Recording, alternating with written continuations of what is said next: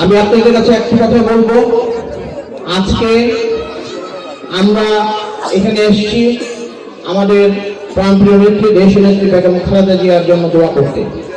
অনেকে এই দোয়া মাহফিলের আয়োজন করে যাদেরকে দল থেকে বের করে দেওয়া হয়েছে, তারা দোয়া মাহফিলের আয়োজন করে মানুষের বিরুদ্ধে, নেতাকর্মীর বিরুদ্ধে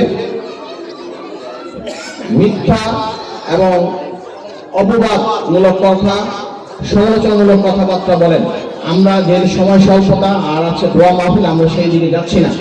আমরা শুধু একটু কথা বলবো, মঞ্চে দেখতে পাচ্ছেন আজকের এই মিলাদের সম্মানিত সভাপতি, আপনাদের এই এলাকার সন্তান, থানা বিএনপির সম্মানিত সভাপতি শহীদুল ইসলাম টিটু, মঞ্চে উপবিষ্ট বিজ্ঞ আইনজীবী, কুমিল্লা থানা বিএনপির সম্মানিত সাধারণ সম্পাদক অ্যাডভোকেট বাড়ি ভাই, মঞ্চে উপবিষ্ট আছেন বাংলাদেশ জাতীয়তাবাদী দল বিএনপি তথা খালেদা জিয়া, তারেক রহমান এবং সর্বোপরি বিএনপির সকল নীতি নির্ধারকরা যাকে মনোনীত করে আপনাদের আমাদের সেবা করার জন্য, এই এলাকার উন্নয়ন করার জন্য পাঠিয়েছেন, তিনি হচ্ছেন মুফতি মনির হোসেন কাশেমী সাহেব।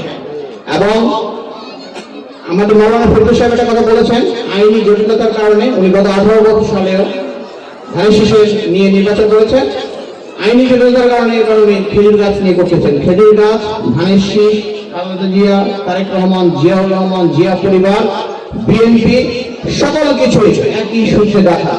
তাই আগামী দিনে আপনারা মনির হোসেন কাশেমী সাহেবকে খেজুর গাছ মার্কায় ভোট দিয়ে তারকে আমাদের সেবা করার সুযোগ দিবেন এবং এই আসন থেকে আজকে বিএনপির চেয়ারপারসন জনাব তারেক রহমান সাহেবকে উপহার দিবেন। এই আসন